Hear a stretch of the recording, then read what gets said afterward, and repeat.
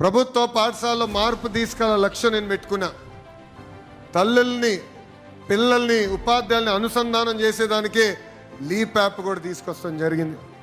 ఇక్కడున్న తల్లిదండ్రులు అడుగుతున్నా, లీప్ యాప్ డౌన్లోడ్ చేసిన వాళ్ళందరి చేతిలో ఒకసారి పైకెత్తండి. ఇంకా కొంతమంది డౌన్లోడ్ చేసుకోవాల్సిన అవసరం ఉంది. దయచేసి ఏ యాప్ డౌన్లోడ్ చేసుకోండి.